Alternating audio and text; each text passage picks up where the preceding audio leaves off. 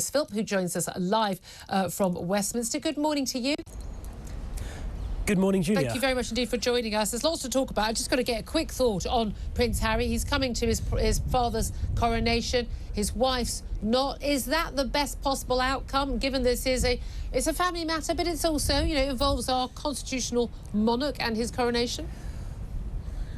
Well, I think it's going to be a fantastic national occasion, the King's coronation. It's something I think the whole country can get behind. Look, I'm glad that both the King's sons will be in attendance. It's an event I'm hugely looking forward to. I think the whole country's looking forward to it. Have you got a ticket? There's been a bit of a fuss about whether or not ministers and MPs are going to be able to go. So I'm not sure what those arrangements are. If you're not on the invite list yet, Chris. And the Prime Minister on the policing arrangements.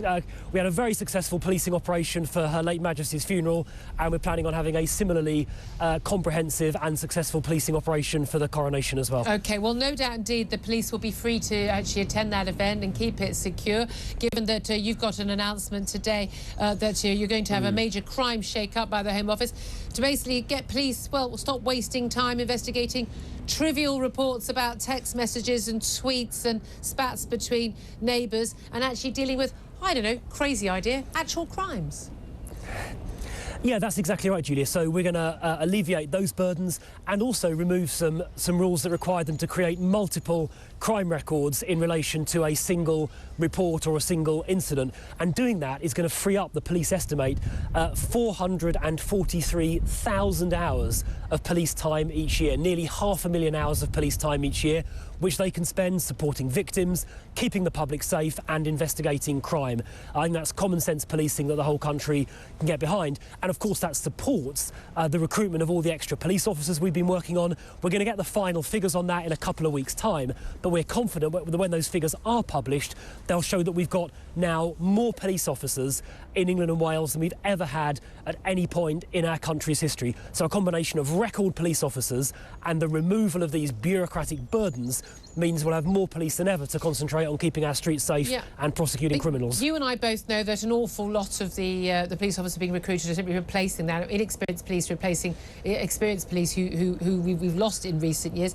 But this is the equivalent, 443,000 hours a year extra being saved by officers. That sounds amazing. It's actually the equivalent, as your press release points out, of more than 200 extra officers on the beat for an entire year. In an entire country, that doesn't sound very much. I mean, this isn't the big solution to the problems we've got right now, where, yes, we do actually have largely falling crime. Often that's because crime is now moving into, you know, being online rather than in person. But that general feeling, perception and the reality that the police don't investigate a lot of real crimes affecting real homes, people and businesses, but they're spending their time bothering with people saying hurty words on Twitter.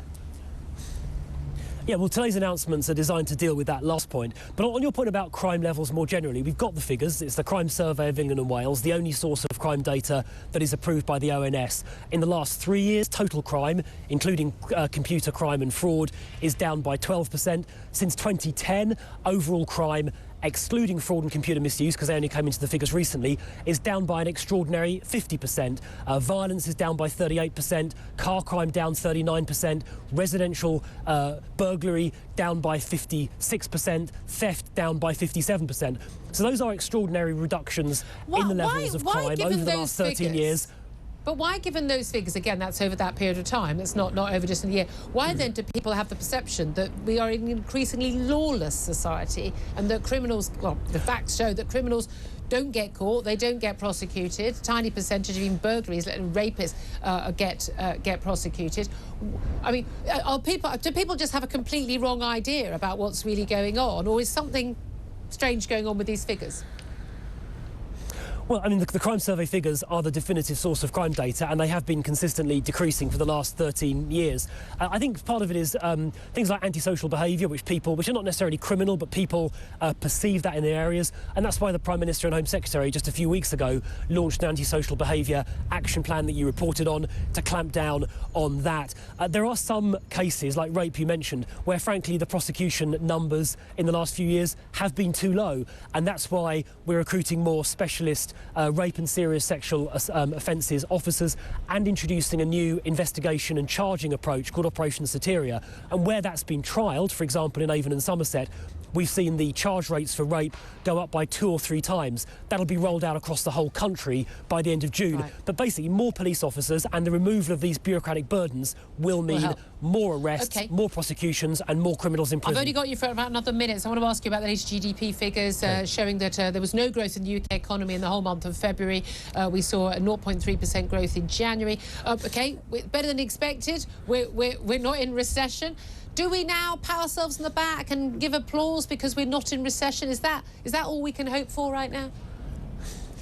Well, I think we can take a slightly more optimistic view. I mean, first of all, let's remind ourselves that each of the last 2 years, 2022 and 2021, the UK had the highest GDP growth in the G7 for each of those 2 years. We've got growth this year, as you said, positive growth in January, flat in February, so we are growing this year, contrary to the predictions of all the doomsters who said the economy would be contracting this year. Of course, a lot of economies around the world, including ours, are facing headwinds, largely caused by Putin's illegal invasion of Ukraine. The government's very focused on getting growth going. That's what Jeremy Hunt's budget was about. We're focused on reducing inflation. It's one of Rishi Sunak's 5 priorities. And of course, as we stand here, household energy bills are half what they would be absent our household support package. So there's a lot the government's doing to help households and get growth going. OK, I know. I'm going to sneak in another one, though. The strikes were mentioned by the ONS as an issue in the GDP, flatlining. Calls for the junior doctors to try and come to the government and get to an agreement with the government. They're on their 3rd day of a 4-day strike. Calls for ACAS to get involved, the Conciliation Service. Steve Barclay, the Health Secretary, your colleague in government, has said no to that. Surely this is how we should be resolving this issue now. Patients are going to be dying as a result of this strike action. Shouldn't they be getting around the table at ACAS? Well, the government's demonstrated its willingness to behave in a reasonable way in having discussions. We did that in relation to ambulance paramedics and nurses, where a sensible deal was negotiated that's being put to union members, for approval at the moment. So the government's demonstrated it can be reasonable. Okay. I think if the BMA Junior Doctors Committee is willing to suspend its strike action and move away from this demand for non-negotiable demand for 35%, then I think the Secretary of State is open to hearing from them. And I would encourage them to contact the Secretary of State today with movement on those points. OK, Chris Philp, I'll let you go. Crime and Policing Minister, they're live for us on Westminster and College Green. 9:13 is the time.